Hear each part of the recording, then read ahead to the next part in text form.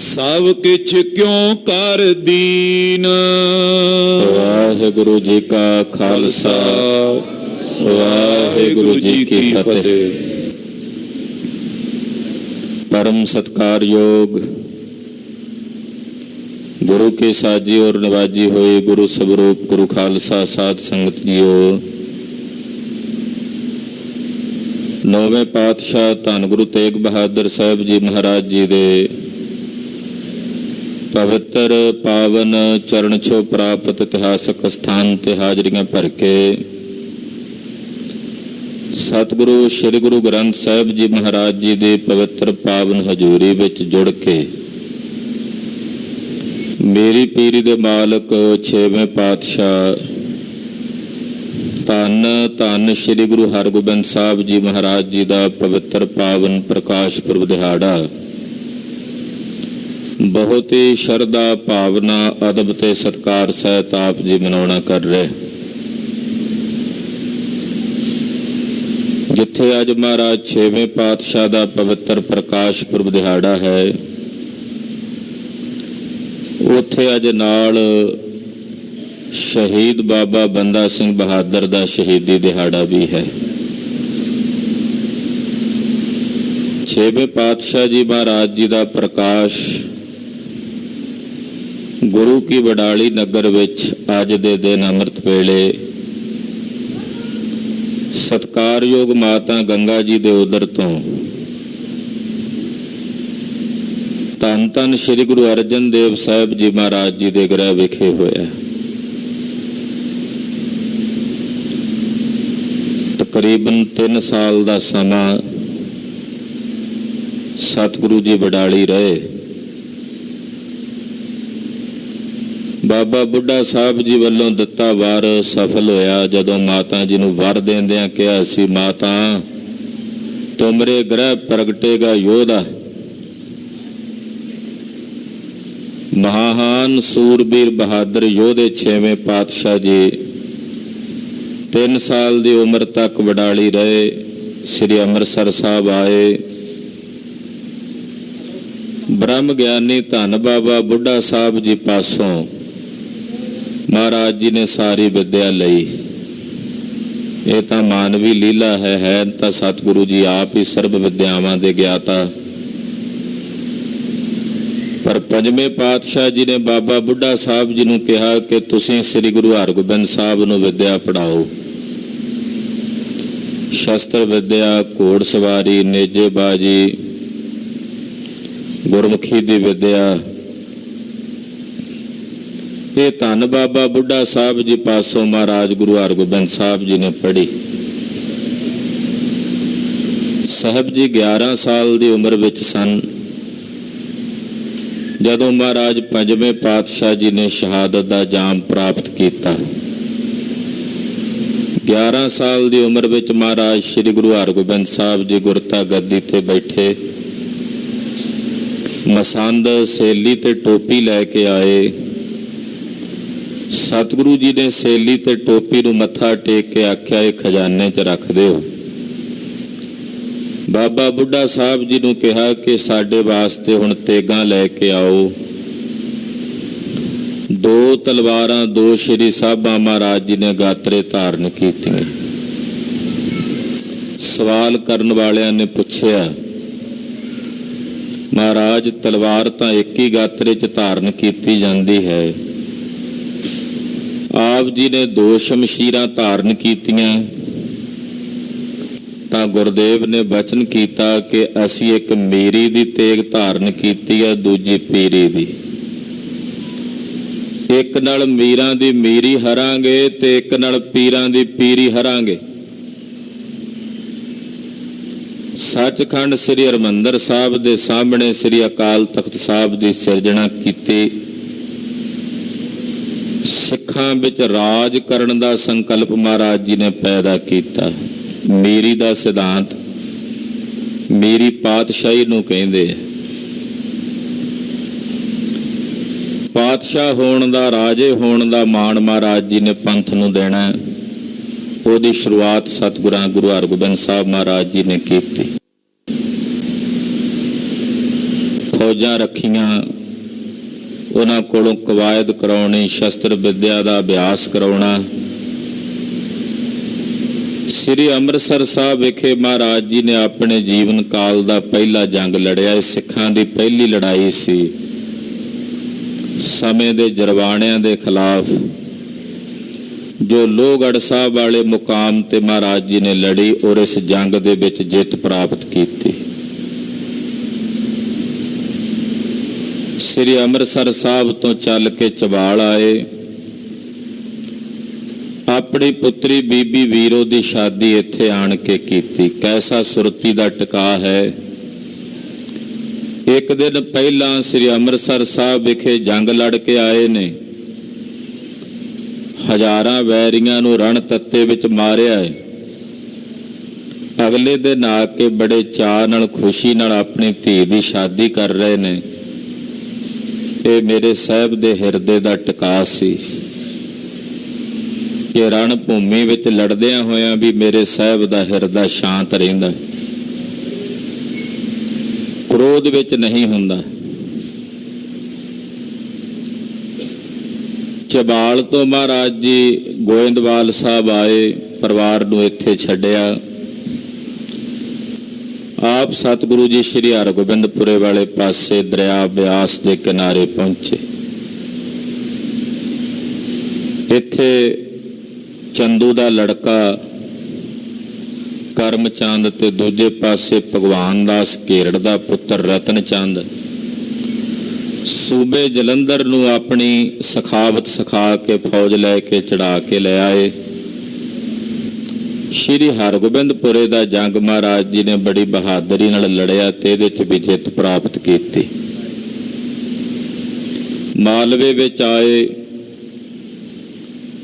ਮਾਲਵੇ ਵਿੱਚ ਮਹਾਰਾਜ ਜੀ ਨੇ ਮਹਾਰਾਜ ਦਾ ਜੰਗ ਲੜਿਆ, ਗੁਰੂਸਰ ਮਹਾਰਾਜ।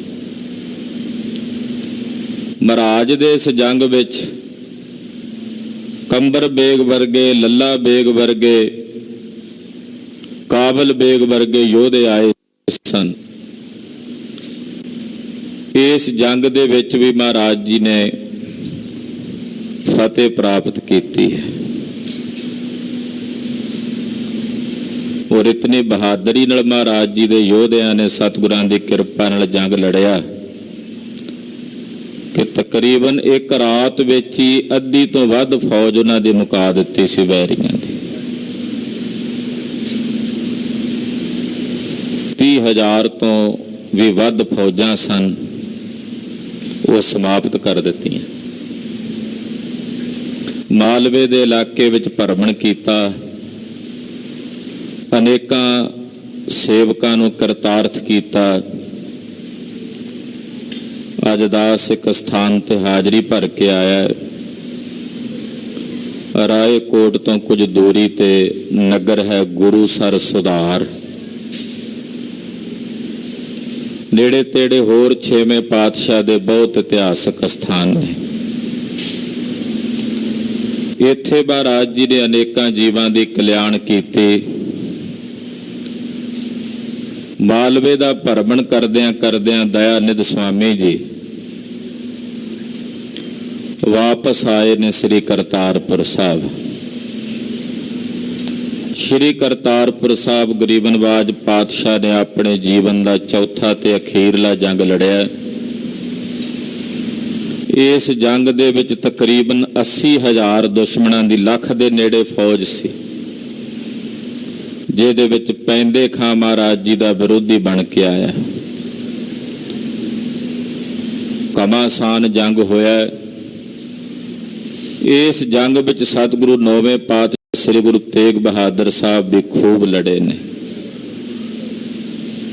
ਮਹਾਰਾਜ ਜੀ ਦੇ ਵੱਡੇ ਸਾਹਿਬਜ਼ਾਦੇ ਇਸ ਜੰਗ ਦੇ ਮੈਦਾਨ ਵਿੱਚ ਲੜੇ ਨੇ।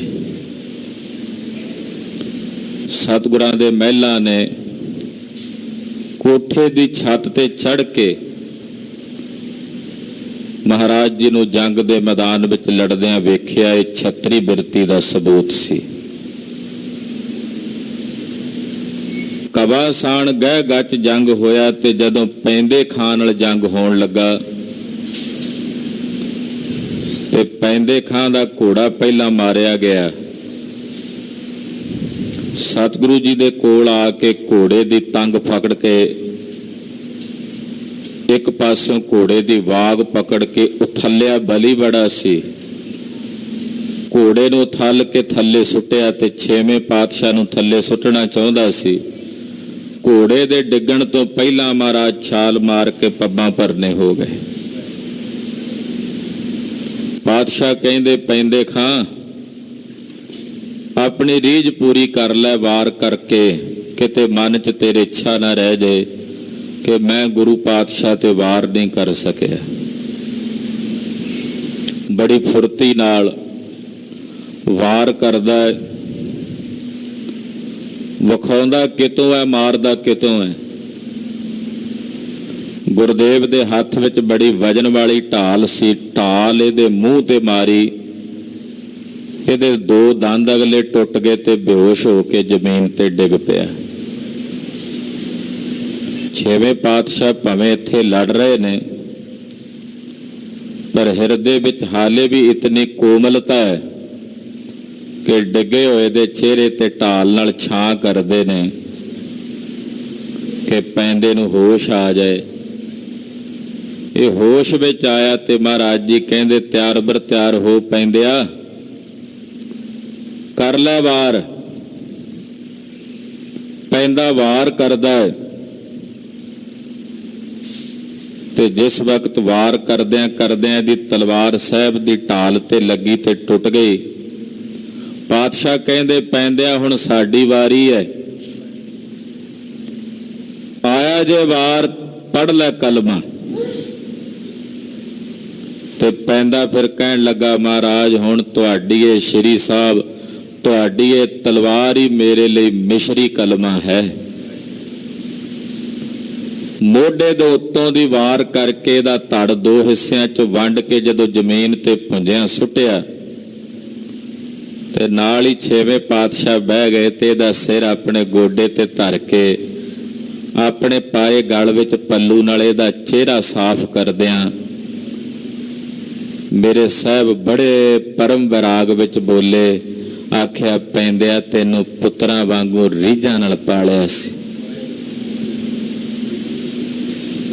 ਜਿਹੜਾ ਰੀਝਾਂ ਨਾਲ ਪਾਲਿਆ ਹੋਵੇ ਨਾ, ਘਿਓ ਮੱਖਣਾ ਨਾਲ, ਬਕਾਇਦਾ ਹੁਕਮ ਕਰਦੇ ਸੀ ਵੀ ਸਾਨੂੰ ਵਿਖਾ ਕੇ ਖੁਰਾਕ ਦੇਣੀ ਹੈ ਇਹਨੂੰ। ਬਾਬਾ ਅਟਲ ਰਾਏ ਜੀ ਛੋਟੀ ਉਮਰ 'ਚ ਮਹਾਰਾਜ ਜੀ ਦੇ ਸਾਹਿਬਜ਼ਾਦੇ ਸਰੀਰ ਛੱਡ ਗਏ ਸਨ। ਉਦੋਂ ਨੇਤਰ ਸਜਲ ਨਹੀਂ ਹੋਏ। ਅੱਜ ਦੋ ਕੁ ਬੂੰਦਾਂ ਜਿਵੇਂ ਮੋਤੀ ਛੇਵੇਂ ਪਾਤਸ਼ਾਹ ਦੇ ਨੇਤਰਾਂ 'ਚ ਜ਼ਮੀਨ ਤੇ ਡਿੱਗੇ ਹੈ ਤੇ ਕਹਿੰਦੇ, ਪੈਂਦਿਆ ਤੈਨੂੰ ਪੁੱਤਰਾਂ ਵਾਂਗੂ ਪਾਲਿਆ ਸੀ ਬੱਚਿਆ। ਬਚਨ ਕੀਤਾ ਕਿ ਹੁਣ ਜੰਗ ਨਹੀਂ ਲੜਨਾ। ਕਰਤਾਰਪੁਰ ਸਾਹਿਬ ਦਾ ਜੰਗ ਲੜਨ ਤੋਂ ਬਾਅਦ ਸਾਹਿਬ ਕੀਰਤਪੁਰ ਸਾਹਿਬ ਆਏ। ਇੱਥੇ ਆ ਕੇ ਮੇਰੇ ਸਾਹਿਬ ਨੇ ਮੁੜ ਕੇ ਸ਼ਿਕਾਰ ਤੱਕ ਨਹੀਂ ਖੇਡਿਆ। ਗੁਰਦੇਵ ਦਾ ਹਿਰਦਾ ਇਤਨਾ ਕੋਮਲ ਤੇ ਦਰਵੀਭੂਤ ਹੈ, ਵੇਖਣ ਵਾਲੇ ਨੂੰ ਜਾਪਦਾ ਕਿ ਰਣ ਦੇ ਮੈਦਾਨ 'ਚ ਖਲੋਤੇ ਨੇ ਤੇ ਖਬਰੇ ਬੜਾ ਵਿਕਰਾਲ ਰੂਪ ਹੈ, ਪਰ ਜੰਗ ਦੇ ਮੈਦਾਨ ਵਿੱਚ ਖਲੋਤੇ ਵੀ, ਸੂਰਮਤਾਈ ਨਾਲ ਲੜਦਿਆਂ ਹੋਇਆਂ ਵੀ ਮੇਰੇ ਸਾਹਿਬ ਦੇ ਹਿਰਦੇ ਵਿੱਚ ਪਰਉਪਕਾਰੀ ਬਿਰਤੀ ਹੈ, ਜਿਸ ਨੂੰ ਵੇਖ ਕੇ ਭਾਈ ਸਾਹਿਬ ਭਾਈ ਗੁਰਦਾਸ ਜੀ ਕਹਿੰਦੇ ਹੈ, ਵੱਡ ਜੋਧਾ ਬਹੁ ਪਰਉਪਕਾਰੀ।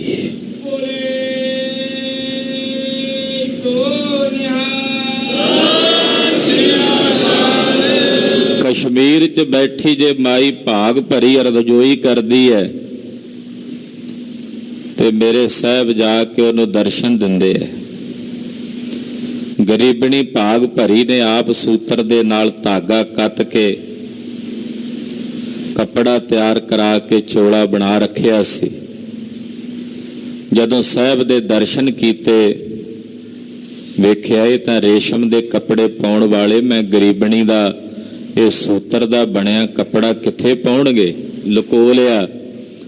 ਗਰੀਬਾਂ ਨੂੰ ਨਿਵਾਜਣ ਵਾਲੇ ਮੇਰੀ ਪੀਰੀ ਦੇ ਮਾਲਕ ਸਾਹਿਬ ਕਹਿੰਦੇ ਆ, ਮਾਈ ਭਾਗ ਭਰੀ, ਸਾਡਾ ਚੋਲਾ ਕਿੱਥੇ ਆ? ਉਹ ਤਾਂ ਲੈਣ ਲਈ ਅਸੀਂ ਆਏ ਹਾਂ।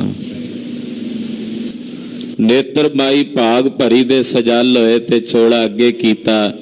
ਉਸ ਰੇਸ਼ਮ ਦੇ ਚੋਲੇ ਦੀ ਪਰਵਾਹ ਨਾ ਕਰਦਿਆਂ ਉਹਦੇ ਉੱਤੋਂ ਦੀ ਉਹ ਧਾਗੇ ਵਾਲਾ, ਸੂਤਰ ਦੇ ਧਾਗੇ ਦਾ ਕੱਤਿਆ ਚੋਲਾ ਪਹਿਨ ਕੇ ਗਰੀਬਾਂ ਨੂੰ ਨਿਵਾਜਣ ਦੇ ਬਿਰਦ ਦੀ ਸੰਭਾਲ ਕਰਦੇ। ਗੁਜਰਾਤ ਵਿੱਚ ਮੀਆਂ ਦੌਲਾਂ ਨੂੰ ਕਰਤਾਰਥ ਕਰਦੇ ਹੈ। ਜੇ ਨਾਨਕ ਮਤਾ ਸਾਹਿਬ ਵਿਖੇ ਬਾਬਾ ਅਲਮਸਤ ਨੇ ਆਰਾਧਨਾ ਕੀਤੀ ਪੀਲੀਭੀਤ ਦੇ ਇਲਾਕੇ 'ਚ, ਉੱਥੇ ਪਹੁੰਚ ਕੇ ਬਾਬੇ ਅਲਮਸਤ ਦੀ ਰੱਖਿਆ ਕਰਕੇ ਜਗਤ ਗੁਰੂ ਗੁਰੂ ਨਾਨਕ ਸਾਹਿਬ ਦੇ ਅਸਥਾਨ ਦੀ ਮਰਿਆਦਾ ਬਹਾਲ ਕਰਦੇ ਨੇ। ਤੇ ਜੇ ਡਰੋਲੀ 'ਚ ਬੈਠੇ ਭਾਈ ਸਾਈਂ ਦਾਸ ਨੇ ਆਰਾਧਿਆ ਤੇ ਉਹਨੂੰ ਜਾ ਕੇ ਦਰਸ਼ਨ ਦਿੰਦੇ। ਜੰਗਲ ਵਿੱਚ ਦੋਵੇਂ ਪਿਓ ਤੇ ਪੁੱਤਰ, ਭਾਈ ਸਾਧੂ ਤੇ ਭਾਈ ਰੂਪਾ, ਜਲ ਸੀ ਠੰਡਾ ਪਿਆ ਹੋਇਆ ਤੇ ਵੇਖਿਆ ਬੜਾ ਸ਼ੀਤਲ ਜਲ, ਤੇ ਗਰਮੀਆਂ ਦੇ ਦਿਨ ਨੇ, ਛੇਵੇਂ ਪਾਤਸ਼ਾਹ ਛਕਣ ਤਾਂ ਕਿਰਤਾਰਥ ਹੋਈਏ। ਡਰੋਲੀ ਵਿੱਚ ਠੰਡੇ ਥਾਂ ਤੇ ਪਏ ਸਾਹਿਬ ਦੇ ਮਨ 'ਚ ਖਿੱਚ ਪਈ। ਘੋੜੇ ਤੇ ਬੈਠੇ ਕੱਲੇ ਭਾਈ ਰੂਪ ਚੰਦ ਤੇ ਸਾਧੂ ਦੇ ਕੋਲ ਜਾ ਪਹੁੰਚੇ ਤੇ ਜਾ ਕੇ ਜਲ ਛਕ ਕੇ ਦੋਨਾਂ ਨੂੰ ਕਿਰਤਾਰਥ ਕਰਦੇ। ਐਸੇ ਮਹਾਨ ਸਤਿਗੁਰੂ ਮੇਰੀ ਪੀਰੀ ਦੇ ਮਾਲਕ ਸ਼੍ਰੀ ਗੁਰੂ ਹਰਗੋਬਿੰਦ ਸਾਹਿਬ ਸੱਚੇ ਪਾਤਸ਼ਾਹ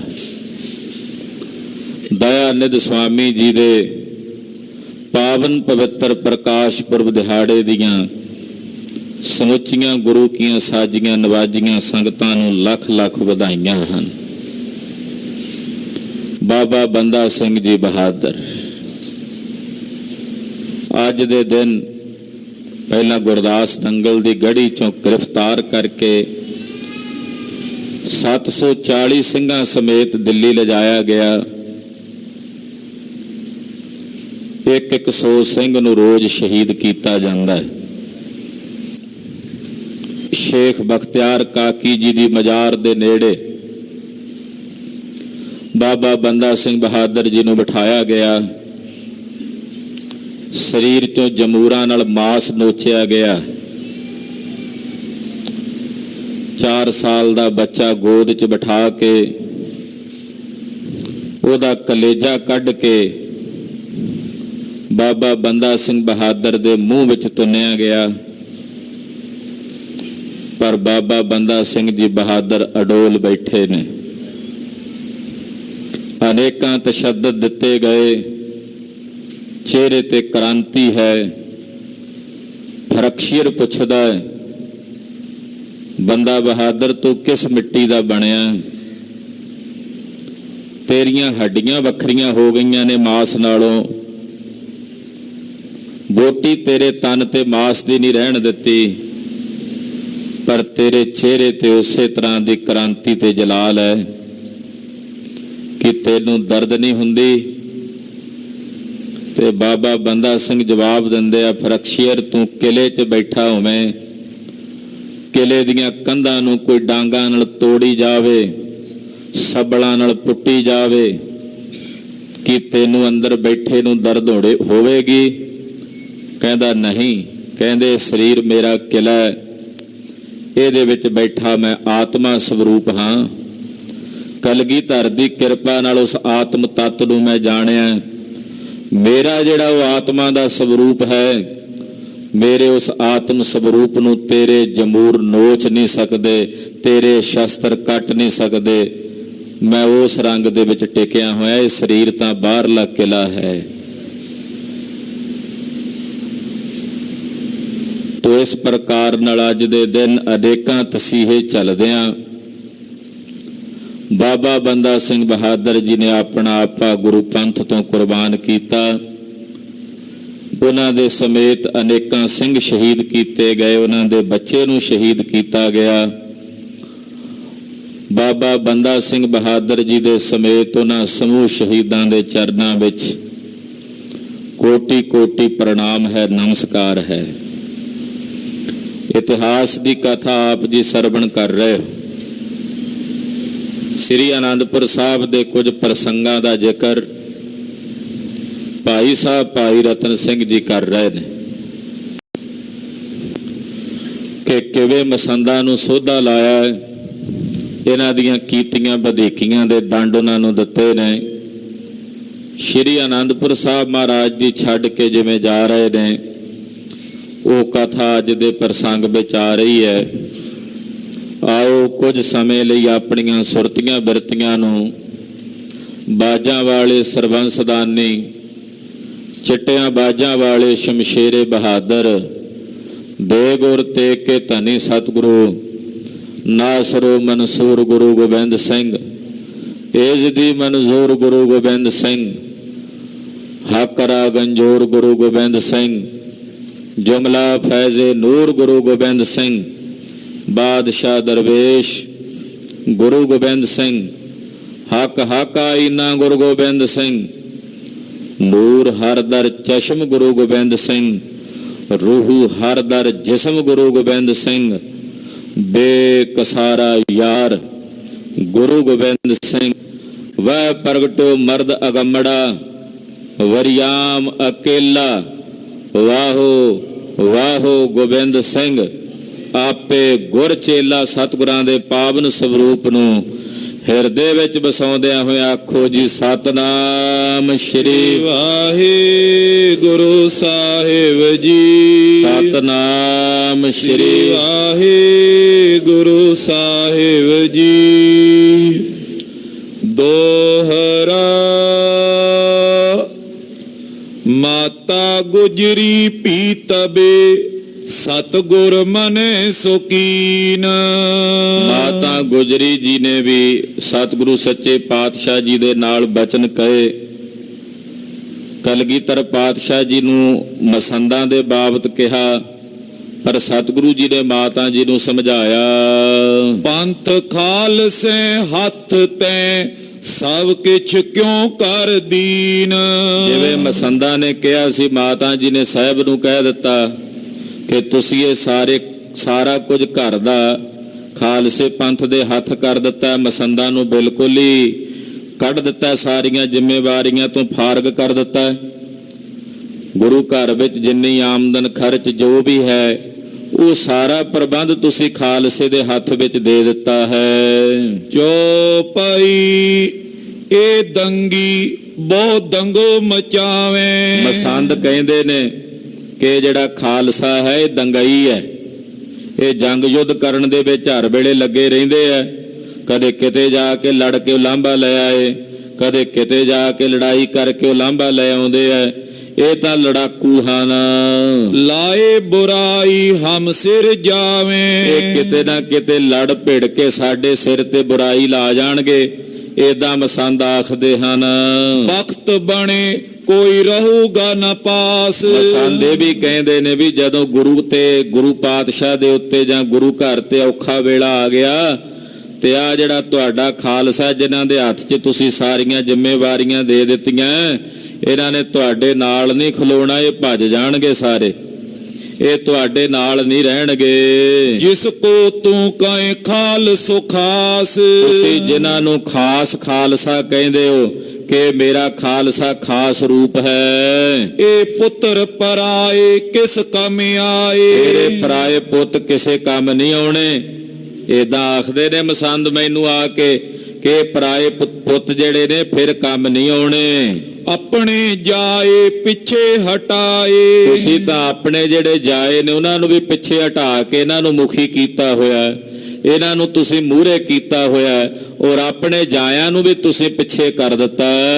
ਬਚ ਕਹੇ ਮਾਏ ਮਨੇ ਨਾ ਕਾਏ। ਮਾਤਾ ਜੀ ਨੇ ਇਸ ਤਰ੍ਹਾਂ ਬਹੁਤ ਸਾਰੇ ਬਚਨ ਕਹੇ, ਪਰ ਕਲਗੀਧਰ ਪਾਤਸ਼ਾਹ ਜੀ ਨੂੰ ਪਤਾ ਸੀ ਕਿ ਮਾਤਾ ਜੀ ਨੂੰ ਮਸੰਦਾਂ ਨੇ ਆ ਕੇ ਇਦਾਂ ਕਹਿ ਦਿੱਤਾ, ਤੇ ਉਹਨਾਂ ਮਸੰਦਾਂ ਦੀ ਕਹਿਵਤ ਵਿੱਚ ਮਾਤਾ ਜੀ ਭੋਲੇ ਭਾਏ ਬਚਨ ਕਹਿ ਰਹੇ ਨੇ। ਤੋ ਸਤਿਗੁਰ ਨੇ ਬੈਨ ਅਲਾਏ। ਸਤਿਗੁਰੂ ਕਲਗੀਧਰ ਜੀ ਬੋਲੇ, ਸੁਨ ਮਾਤਾ ਗੁਜਰੀ ਸੁਣ ਲੋਕ ਨੇ ਉਜਰੀ। ਮਾਤਾ ਜੀ ਸੁਣੋ, ਇਹ ਜਿਹੜੇ ਲੋਕ ਨੇ ਨਾ, ਇਹ ਚੁਗਲੀ ਕਰਨ ਵਾਲੀ ਬਿਰਤੀ ਰੱਖਦੇ ਆ, ਜਿਹੜੇ ਮਸੰਦ ਵਗੈਰਾ ਨੇ, ਇਹ ਅਕਲ ਤੋਂ ਵੀ ਹੋਣੇ ਨੇ। ਇਹ ਹਮੇਸ਼ਾ ਜਿਹੜੇ ਲੋਕ ਹੁੰਦੇ ਆ ਸੰਸਾਰ ਦੇ, ਇਹਨਾਂ ਵਿੱਚੋਂ ਬਹੁਤੇ ਲੋਕਾਂ ਦੀ ਬਿਰਤੀ ਹੁੰਦੀ ਆ ਵੀ ਉਜਰੀ ਕਰਨੀ, ਉਜਰ ਕਰਨਾ, ਜਾਣ ਬੁੱਝ ਕੇ ਉਜਰ ਕਰਨਾ। ਪੰਥ ਨਿੰਦ ਉਚਾਰੇ ਸੋ ਕਰ ਪਈ ਥਾਰੇ। ਇਹ ਪੰਥ ਦੀ ਨਿੰਦਾ ਕਰਦੇ ਨੇ ਮਸੰਦ ਖੋਟੇ, ਤੇ ਮਾਤਾ ਜੀ ਤੁਸੀਂ ਵੀ ਉਹਨਾਂ ਦੇ ਨਾਲ ਲੱਗ ਕੇ ਪੰਥ ਨੂੰ ਏਦਾਂ ਕਹੋਗੇ ਤਾਂ ਯੋਗ ਨਹੀਂ। ਤੂੰ ਨਿੰਦਕ ਡੈਕਾਈ ਨਿੰਦ ਪੰਥ ਨਾ ਸੁਣ ਤੂੰ ਕਾਈ। ਮਾਤਾ ਜੀ ਨਾ ਨਿੰਦਕਾਂ ਦੇ ਪਾਸੋਂ ਤੁਸੀਂ ਪੰਥ ਦੀ ਨਿੰਦਾ ਨਾ ਸੁਣਿਓ। ਇਹ ਗੁਰੂ ਨਾਨਕ ਦਾ ਪੰਥ ਹੈ, ਇਹ ਅਕਾਲ ਪੁਰਖ ਦਾ ਪੰਥ ਹੈ। ਮਾਤਾ ਜੀ ਨਾ ਮਸੰਦਾਂ ਕੋਲੋਂ ਜਿਹੜੇ ਨਿੰਦਕ ਨੇ, ਇਹਨਾਂ ਨਿੰਦਕਾਂ ਕੋਲੋਂ ਪੰਥ ਦੀ ਨਿੰਦਾ ਨਾ ਸੁਣੋ। ਦੋਹਰਾ ਤੋ ਸਤਿਗੁਰ ਸ਼੍ਰੀ ਖਾਲਸੇ ਆਗੇ ਆਇਓ ਕਰ ਦੀਨ। ਕਲਗੀਧਰ ਜੀ ਨੇ ਖਾਲਸੇ ਨੂੰ ਹੁਕਮ ਕੀਤਾ ਆਨੰਦਪੁਰ ਸਾਹਿਬ ਵਿੱਚ, ਸੰਕ ਨ ਕਰੀਏ ਕਿਸੇ ਕੀ ਜੋ ਲੱਭੇ ਸੁਖਾਓ ਛੀਨ। ਮਹਾਰਾਜ ਜੀ ਨੇ ਆਖਿਆ ਖਾਲਸਾ ਜੀ ਕਿਸੇ ਦੀ ਕਾਣ ਕਨੋੜ ਨਹੀਂ ਰੱਖਣੀ ਬਿਨਾਂ ਅਕਾਲ ਪੁਰਖ ਤੋਂ, ਕਿਉਂਕਿ ਖਬਰਾਂ ਆਉਣ ਲੱਗੀਆਂ ਕਿ ਆਲਸੂਨ ਵਾਲਿਆਂ ਨੇ ਸੰਗਤ ਲੁੱਟ ਲਈ। ਕਦੇ ਕਿਹਾ ਜੀ ਬਜਰੂੜ ਵਾਲਿਆਂ ਨੇ ਆ ਕੇ ਸੰਗਤ ਲੁੱਟ ਲਈ, ਕਦੇ ਪਤਾ ਲੱਗਾ ਵੀ ਨੂੰਹ ਗ੍ਰਾਮ ਹੈ ਉਹਨਾਂ ਨੇ ਆ ਕੇ ਸੰਗਤ ਲੁੱਟ ਲਈ, ਆਉਂਦੀ ਸੰਗਤ ਨੂੰ ਜਾ ਕੇ ਤੰਗ ਕੀਤਾ। ਜਦੋਂ ਇਹ ਖਬਰ ਹੁੰਦੀ ਤਾਂ ਮਹਾਰਾਜ ਜੀ ਕਹਿੰਦੇ ਖਾਲਸਾ ਜੀ ਆਣ ਨਹੀਂ ਮੰਨਣੀ ਕਿਸੇ ਮਲੇਛ ਦੀ। ਜਿਹੜੇ ਵਧੀਕੀ ਕਰਦੇ ਆ, ਵਾਅਦਾ ਕਰਦੇ ਆ ਨਾ, ਉਹਨਾਂ ਦੀ ਭਾਜੀ ਦੁੱਗਣੀ ਕਰਕੇ ਮੋੜ ਕੇ ਆਉਣੀ ਹੈ। ਤਿੰਨਾਂ ਦੀ 13 ਕਰਕੇ ਭਾਜੀ ਮਨਾ ਮਲੇਛਾਂ ਨੂੰ ਆਉਂਦੀ ਜਾਂਦੀ ਸੰਗਤ ਨੂੰ ਵੀ ਤੰਗ ਕਰਦੇ ਨੇ, ਔਰ ਉਹਨਾਂ ਤੇ ਜਾ ਕੇ ਆਪਣਾ ਜ਼ੋਰ ਵਿਖਾਉਣਾ, ਬਲ ਵਿਖਾਉਣਾ ਕਿ ਜੇ ਸੰਗਤ ਦੇ ਉੱਤੇ, ਗੁਰਸਿੱਖਾਂ ਦੇ ਉੱਤੇ ਉਹ ਵਧੀਕੀ ਕਰਨਗੇ ਤਾਂ ਫਿਰ ਉਹਨਾਂ ਨੂੰ ਉਹਦਾ ਹਰਜਾਨਾ ਭੁਗਤਣਾ ਪਵੇਗਾ। ਜੋ ਪਈ ਕਈ ਬਾਰ ਸਿੰਘਨ ਲੈ ਲੂਟ। ਏਦਾਂ ਸਿੰਘਾਂ ਨੇ ਕਈ ਵੇਰੀ ਜਾਣਾ, ਕਈ ਆਲਸੂਨ, ਬਜਰੂੜ ਨੂੰ, ਇਹ ਨੇੜੇ ਤੇੜੇ ਕਈ ਪਿੰਡ ਸੀ ਆਨੰਦਪੁਰ ਸਾਹਿਬ ਦੇ ਵਿੱਚ ਜਿਹੜੇ ਗੁਜਰਾਂ ਤੇ ਰੰਗੜਾਂ ਦੇ ਪਿੰਡ ਸੀ। ਇਹ ਬੜਾ ਪਰੇਸ਼ਾਨ ਕਰਦੇ ਸੀ ਸੰਗਤ ਕੋਲੋਂ, ਮਾਇਆ ਲੁੱਟ ਲੈਣੀ। ਸੰਗਤ ਨੇ ਜਿਹੜਾ ਕੋਈ ਗੁਰੂ ਸਾਹਿਬ ਲਈ ਭੇਟਾ ਲੈ ਕੇ ਆਉਣੀ, ਇਹਨਾਂ ਨੇ ਖੋਹ ਲੈਣੀ। ਫਿਰ ਜਦੋਂ ਸਿੰਘਾਂ ਦਾ ਦਾ ਲੱਗਣਾ ਤੇ ਸਿੰਘਾਂ ਨੇ ਜਾ ਕੇ ਹੱਲਾ ਬੋਲ ਦੇਣਾ। ਜਿਹੜੀਆਂ ਵਸਤੂਆਂ ਇਹਨਾਂ ਖੋਈਆਂ ਹੋਣੀਆਂ ਉਹ ਵੀ ਲੈ ਆਉਣੀਆਂ, ਜਿਹੜੀਆਂ ਇਹਨਾਂ ਦੀਆਂ ਹੋਣੀਆਂ ਫਿਰ ਉਹ ਵੀ ਲੈ ਆਉਣੀਆਂ, ਕਿ ਭਾਈ ਜਿਹੋ ਜੀ ਬਿਰਤੀ ਨਾਲ ਤੁਸੀਂ ਚੱਲੇ ਹੋ ਉਦਾਂ ਹੀ ਤੁਹਾਡੇ ਨਾਲ ਚੱਲਾਂਗੇ। ਕਮਲੋਟ ਆਦ ਸਭ ਕਰ ਲਈ ਛੂਟ। ਇਹ ਕਮਲੋਟ ਦਾ ਜਿਹੜਾ ਨਰਮੋਹਗੜ੍ਹ ਸਾਹਿਬ ਵਾਲੀ ਜਗ੍ਹਾ, ਇਹਦੇ ਨੇੜੇ ਤੇੜੇ ਕਮਲੋਟ ਪਿੰਡ ਸੀ। ਉਹ ਸਾਰੇ ਪਿੰਡ ਫਿਰ ਜਾ ਕੇ ਖਾਲਸੇ ਦੇ ਮਾਰੇ। ਚੱਖੀ ਕਮਲੋਟ ਪਿੰਡ ਲੀਨੇ ਮਾਰੇ। ਇੱਕ ਨੇੜੇ ਚੱਖੀ ਪਿੰਡ ਹੈ, ਕਮਲੋਟ ਪਿੰਡ ਹੈ, ਉਹਨਾਂ ਪਿੰਡਾਂ ਦੇ ਉੱਤੇ ਖਾਲਸੇ ਨੇ ਆਪਣਾ ਹੱਥ ਖੋਲਿਆ। ਦੂਣ ਟਿੱਬੇ ਕਰ ਦੀਨੋ ਖਵਾਰੇ। ਜਿਹੜੇ ਦੂਣ ਦੇ ਇਲਾਕੇ ਦੇ ਵਿੱਚ ਬਹੁਤ ਸਾਰੇ ਪਿੰਡ ਸਨ, ਜਿਵੇਂ ਬਜਰੂੜ ਹੈ, ਆਲਸੂਨ ਹੈ, ਉਹਨਾਂ ਪਿੰਡਾਂ ਵਾਲਿਆਂ ਦੀਆਂ ਵਧੀਕੀਆਂ ਦਾ ਉਹਨਾਂ ਨੂੰ ਦੰਡ ਦਿੱਤਾ। ਤੋ ਪਰਬਤੀਆਂ ਆਨ ਮਚਾਈ ਲੜਾਈ। ਫਿਰ ਉਧਰੋਂ ਜਿਹੜੇ ਪਹਾੜੀਏ ਸਨ ਉਹ ਖਾਲਸੇ ਦੇ ਆ ਕੇ ਗਲ ਪੈਣ ਲੱਗ ਪਏ। ਸਿੰਘਨ ਦੀਏ ਰਾਜੇ ਭਜਾਈ। ਸਿੰਘਾਂ ਨੇ ਉਹਨਾਂ ਪਹਾੜੀ ਰਾਜਿਆਂ ਰਾਣਿਆਂ ਨੂੰ ਵੀ ਭਾਜੜਾਂ ਪਾ ਦਿੱਤੀਆਂ, ਉਹਨਾਂ ਨੂੰ ਵੀ ਭਜਾ ਦਿੱਤਾ। ਹੋਏ ਫਿੱਕੇ ਕਰ ਬੈਠੇ ਜਾਏ। ਜਿਹੜੇ ਪਹਾੜੀਏ ਰਾਜੇ ਸਨ ਜਦੋਂ ਸਿੰਘਾਂ ਦੇ ਹੱਥੋਂ ਹਾਰ ਕੇ ਗਏ ਤੇ ਫਿੱਕੇ ਜੇ ਹੋ ਕੇ ਘਰਾਂ 'ਚ ਬਹਿ ਗਏ, ਮੂੰਹ ਨਿੰਮੋ ਝੋਣੇ ਜੇ ਕਰਕੇ। ਮੁਲਕ ਲਿਓ ਉਨ ਸਿੰਘਨ ਉਗਰਾਹੇ। ਔਰ ਖਾਲਸੇ ਨੇ ਜਾ ਕੇ ਉਹਨਾਂ ਦੇ ਮੁਲਕਾਂ ਨੂੰ ਉਗਰਾਣਾ ਸ਼ੁਰੂ ਕਰ ਦਿੱਤਾ। ਜਿਹੜਾ ਟੈਕਸ ਉਹ ਰਾਜਿਆਂ ਨੂੰ ਭਰਦੇ ਸੀ ਨਾ, ਉਹਨਾਂ ਇਲਾਕਿਆਂ ਦੇ ਵਿੱਚ ਜਾ ਕੇ ਖਾਲਸੇ ਨੇ ਆਪਣਾ ਕਰ ਲਾ ਦਿੱਤਾ। ਆਖਿਆ ਵੀ ਹੁਣ ਤੁਸੀਂ ਕਰ ਖਾਲਸੇ ਨੂੰ ਦੇਣਾ।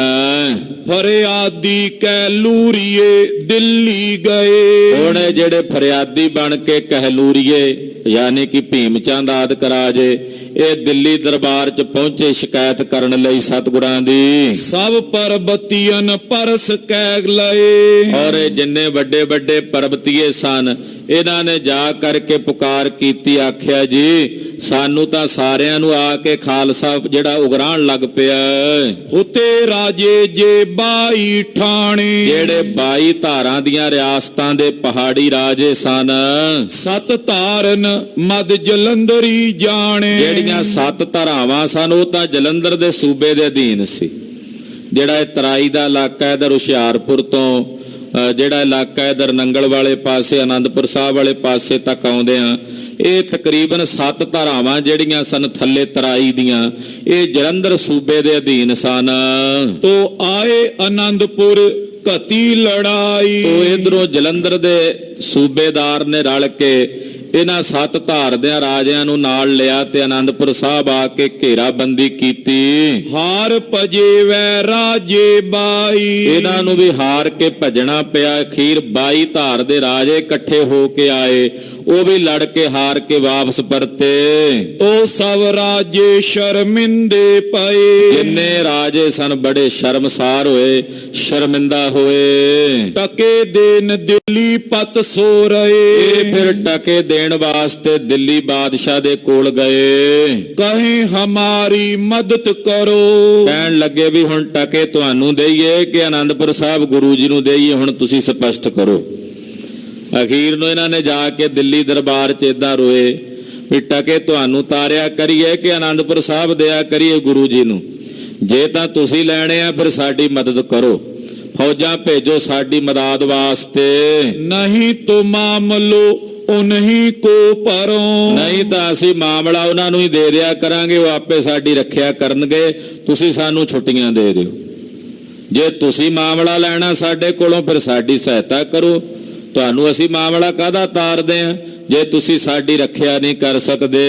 ਉਹਨੇ ਫੌਜ ਬਹੁਤੋ ਕਰ ਲਈ, ਫਿਰ ਉਹਨਾਂ ਨੇ ਫੌਜ ਇਕੱਠੀ ਕੀਤੀ, ਪਹਾੜੀ ਰਾਜਿਆਂ ਨੇ, ਸਾਰੀਆਂ 22 ਧਾਰ ਦੀਆਂ ਰਿਆਸਤਾਂ ਦੇ ਰਾਜਿਆਂ ਨੇ, ਜਿੰਨੀ ਛੇੜ ਸੀ ਪਿੰਡਾਂ ਨਗਰਾਂ ਦੀ ਉਹ ਇਕੱਠੀ ਕੀਤੀ। ਦਿੱਲੀ ਤੋਂ ਵੀ ਆਪਣੀ ਮਦਦ ਲਈ ਫੌਜ ਬੁਲਾ ਲਈ। ਉਨ ਪੈ ਦਰਬ ਆਵਤ ਬੋਤਈ, ਕਹਿਣ ਲੱਗੇ ਜੀ ਗੁਰੂ ਗੋਬਿੰਦ ਸਿੰਘ ਸਾਹਿਬ ਨੇ ਆਨੰਦਪੁਰ ਸਾਹਿਬ ਬੜੀਆਂ ਫੌਜਾਂ ਇਕੱਠੀਆਂ ਕਰ ਲਈਆਂ, ਉਹਨਾਂ ਕੋਲ ਬੜੀ ਆਮਦਨ ਹੈ, ਬੜਾ ਪੈਸਾ ਆਉਂਦਾ ਚਾਰੇ ਪਾਸੇ ਉਹਨਾਂ ਕੋਲ ਚੱਲ ਕੇ। ਉਹ ਗੁਰੂ ਕਹਾਵੇ ਸਾਰੀ ਹਿੰਦ, ਉਹ ਸਾਰੇ ਹਿੰਦ ਦਾ ਗੁਰੂ ਕਹਾਉਂਦਾ, ਉਹ ਹਿੰਦੂਆਂ ਦਾ ਵੀ ਗੁਰੂ ਕਹਾਉਂਦਾ ਤੇ ਸਿੱਖਾਂ ਦਾ ਵੀ ਗੁਰੂ ਕਹਾਉਂਦਾ। ਉਹ ਚਾਹੇ ਮਾਰੇ ਪਤਸ਼ਾਹਨ ਜਿੰਦ, ਉਹ ਇਹੋ ਜਿਹਾ ਬਲੀ ਹੈ ਜੇ ਚਾਹਵੇ ਨਾ ਤੇ ਇੱਥੇ ਦਿੱਲੀ ਆ ਕੇ ਪਾਤਸ਼ਾਹਾਂ ਦੀ ਜਿੰਦ ਨੂੰ ਵੀ ਖਤਮ ਕਰ ਸਕਦਾ, ਉਹਨਾਂ ਦੀ ਜਿੰਦ ਵੀ ਕੱਢ ਸਕਦੇ ਹਨ। ਉਹ ਆਪ ਸੱਚਾ ਪਾਤਸ਼ਾਹ ਕਹਾਵੇ, ਉਹ ਤਾਂ ਆਪਣੇ ਆਪ ਨੂੰ ਸੱਚਾ ਪਾਤਸ਼ਾਹ ਕਹਾਉਂਦੇ ਨੇ। ਦਿੱਲੀ ਦਾ ਪਾਤਸ਼ਾਹ ਤਾਂ ਕੱਲਾ ਪਾਤਸ਼ਾਹ ਨਾ, ਉਹ ਕਹਿੰਦੇ ਅਸੀਂ ਪਾਤਸ਼ਾਹਾਂ ਦੇ ਪਾਤਸ਼ਾਹ ਸੱਚੇ ਪਾਤਸ਼ਾਹ ਹਾਂ। ਤਦੇ 6ਵੇਂ ਪਾਤਸ਼ਾਹ ਨੂੰ ਕਿਹਾ ਨਾ ਭਾਈ ਗੁਰਦਾਸ ਨੇ, ਦਿਨ ਦੁਨੀ ਦਾ ਪਾਤਸ਼ਾਹ, ਪਾਤਸ਼ਾਹ ਪਾਤਸ਼ਾਹ ਅਡੋਲਾ, ਦੀਨ ਦੁਨੀ ਦਾ ਪਾਤਸ਼ਾਹ। ਉਹ ਤਾਂ ਸੱਚਾ ਪਾਤਸ਼ਾਹ ਆਪਣੇ ਆਪ ਨੂੰ ਕਹਾਉਂਦੇ ਹਨ। ਉਹ ਤੁਮਕੋ ਝੂਠਾ ਸ਼ਾਹ ਬਣਾਵੇ, ਉਹ ਆਪਣੇ ਆਪ ਨੂੰ ਸੱਚਾ ਪਾਤਸ਼ਾਹ ਕਹਾ ਕੇ ਤੈਨੂੰ ਝੂਠਾ ਪਾਤਸ਼ਾਹ ਕਹਾਉਂਦੇ ਆ। ਕਹਿੰਦੇ ਉਹ ਜਿਹੜਾ ਦਿੱਲੀ ਦਾ ਬਾਦਸ਼ਾਹ ਉਹ ਤਾਂ ਝੂਠਾ, ਸੱਚੇ ਪਾਤਸ਼ਾਹ ਤਾਂ ਅਸੀਂ ਆ, ਉਹ ਏਦਾਂ ਕਹਿੰਦੇ ਹਨ। ਉਸ ਦਰਬ ਕਰੋੜਨ ਕੀ ਥੋੜ ਨਾਈ, ਉੱਥੇ ਤਾਂ ਕਰੋੜਾਂ ਰੁਪਈਆ ਆਉਂਦਾ ਉਹਨਾਂ ਕੋਲ, ਪੈਸੇ ਦੀ ਉਹਨਾਂ ਕੋਲ ਕੋਈ ਕਮੀ ਨਹੀਂ, ਖਜ਼ਾਨੇ ਉਹਨਾਂ ਦੇ ਭਰੇ ਪਏ ਨੇ। ਕਈ ਰਸਾਇਣੀ ਰਹੇ ਸੰਗਵਾਏ, ਉਹਨਾਂ ਦੇ ਕੋਲ ਬੜੇ ਰਸਾਇਣੀ ਰਹਿੰਦੇ ਆ, ਰਸਾਇਣੀ ਕਹਿੰਦੇ ਆ ਜਿਹੜੇ ਸੋਨਾ ਬਣਾਉਣ ਵਾਲੇ। ਉਹ ਕਹਿੰਦੇ ਉਹਨਾਂ ਕੋਲ ਤਾਂ ਸੋਨਾ ਬਣਾਉਣ ਵਾਲੇ ਬੰਦੇ ਬੜੇ ਰਹਿੰਦੇ ਆ, ਉਹਨਾਂ ਕੋਲ ਰਸਾਇਣ ਨੇ। ਉਹ ਤਾਂ ਸੋਨੇ ਦੇ ਵੱਡੇ ਵੱਡੇ ਪਾਲਕੀਆਂ ਬਣਾ ਲੈਂਦੇ ਆ ਮਿੰਟਾਂ ਸਕਿੰਟਾਂ 'ਚ। ਉਹ ਤਾਂ ਸੋਨੇ ਦੇ ਗਹਿਣੇ ਬਣਾਉਣ ਵਾਸਤੇ ਉਹਨਾਂ ਕੋਲ ਜਿੰਨੇ ਸ਼ਸਤਰ ਨੇ ਸਾਰੇ ਸ਼ਸਤਰਾਂ ਦੇ ਉੱਤੇ ਸੋਨਾ ਮੜਿਆ ਹੋਇਆ ਹੈ। ਰਾਜੇ ਭੀਮ ਚੰਦ ਕਹਿਲੂਰੀਏ ਕਹੀ, ਇਹਦਾ ਰਾਜੇ ਭੀਮ ਚੰਦ ਕਹਿਲੂਰੀ ਨੇ ਗੱਲ ਕਹੀ। ਨੌਰੰਗੇ ਪਾਤਸ਼ਾਹ ਸੁਨ ਚਿੰਤਾ ਪਈ, ਉਧਰ ਨਰੰਗੇ ਨੇ ਜਦੋਂ ਇਹ ਗੱਲ ਸੁਣੀ ਤੇ ਉਹਦਾ ਮਨ ਵੀ ਚਿੰਤਤ ਹੋਇਆ। ਮਤ ਕਤ ਹਮ ਪਰ ਚੜ ਆਏ, ਨਰੰਗੇ ਨੂੰ ਫਿਕਰ ਸੀ ਕਿ ਕਿਤੇ ਗੁਰੂ ਜੀ ਇਧਰ ਸਾਡੇ ਵੱਲ ਦਿੱਲੀ ਵਾਲੇ ਪਾਸੇ ਨਾ ਚੜ ਕੇ ਆ ਜਾਣ। ਕੱਚੀ ਬਲਾਏ ਅਬ ਲਈਏ ਦਬਾਏ। ਕਹਿੰਦੇ ਹਾਲੇ ਉਹਨਾਂ ਕੋਲ ਫੌਜ ਘੱਟ ਹੈ ਤੇ ਜਿੰਨਾ ਛੇਤੀ ਦਬਾ ਸਕਦੇ ਆ ਦਬਾ ਲਵਾਂਗੇ। ਜਦੋਂ ਵੱਧ ਗਏ ਪਹਾੜੀਏ ਕਹਿੰਦੇ ਹਾਲੇ ਤਾਂ ਥੋੜੀ ਫੌਜ ਆ, ਪਰ ਜਿਵੇਂ ਉਹ ਵੱਧ ਰਹੇ ਨੇ ਉਹ ਦਿਨ ਦੂਰ ਨਹੀਂ ਜਦੋਂ ਉਹਨਾਂ ਇੱਥੇ ਦਿੱਲੀ ਆ ਕੇ ਅਕਾਲ ਕਰਨ ਲੱਗ ਪੈਣੀ। ਇਸ ਕਰਕੇ ਹੁਣੇ ਹੀ ਉਹਨਾਂ ਨੂੰ ਦਬਾ ਲਈਏ ਤੇ ਚੰਗੀ ਗੱਲ ਹੈ। ਨੌਰੰਗੇ ਨੇ ਵੀ ਇਹੀ ਵਿਚਾਰ ਕੀਤੀ। ਦੋਹਰਾ 10 ਲੱਖ ਫੌਜ ਕਾਬਲ ਦਰੇ ਪਤੀ ਦਿੱਲੀ ਹੋਤੀ ਰਖਾਏ। ਕਾਬਲ ਦਰ ਵਾਲੇ ਪਾਸੇ ਦੀ ਫੌਜ ਜਿਹੜੀ ਸੀ ਤਕਰੀਬਨ 10 ਲੱਖ ਫੌਜ ਨੇ ਦਿੱਲੀ ਰੱਖੀ ਹੋਈ ਸੀ ਨੌਰੰਗੇ ਨੇ। ਦੀਨੇ ਰੁਕੇ ਲਿਖ ਉਨ ਪੜੋ ਗੁਰ ਕਰ ਪਰਤਾਏ। ਉਹਨਾਂ ਨੂੰ ਰੁਕਾ ਭੇਜ ਦਿੱਤਾ ਵੀ ਤੁਸੀਂ ਜਾ ਕੇ ਆਨੰਦਪੁਰ ਸਾਹਿਬ ਗੁਰੂ ਜੀ ਤੇ ਹਮਲਾ ਕਰੋ। ਚੌਪਈ 4 ਵੱਲ ਤੇ ਫੌਜ ਸੋ ਦੌੜੀ। ਹੁਣ ਆਨੰਦਪੁਰ ਸਾਹਿਬ ਦੇ ਚਤਰਫਿਓਂ ਫੌਜਾਂ ਦੌੜ ਕੇ ਆਈਆਂ। ਛੁਰੀ ਦੇਰ ਸੰਗ ਕਾਹਲ ਦੌੜੀ। ਔਰ ਕਹਿੰਦੇ ਬੜੀ ਕਾਹਲੀ ਦੇ ਨਾਲ ਤੇਜ਼ੀ ਦੇ ਨਾਲ ਚੱਲ ਕੇ ਆਏ ਢਿੱਲ ਛੱਡ ਕੇ। ਸਿੱਖ ਹੋਤੇ ਤੇ ਸੋ ਉਨ ਸਾਥ। ਹੁਣ ਜਿਹੜੀਆਂ ਤੁਰਕਾਂ ਦੀਆਂ ਫੌਜਾਂ ਸੀ ਉਹਨਾਂ ਵਿੱਚ ਕੁਝ ਸਿੱਖ ਵੀ ਨੌਕਰੀਆਂ ਕਰਦੇ ਸਰਕਾਰੀ ਮਹਿਕਮਿਆਂ 'ਚ।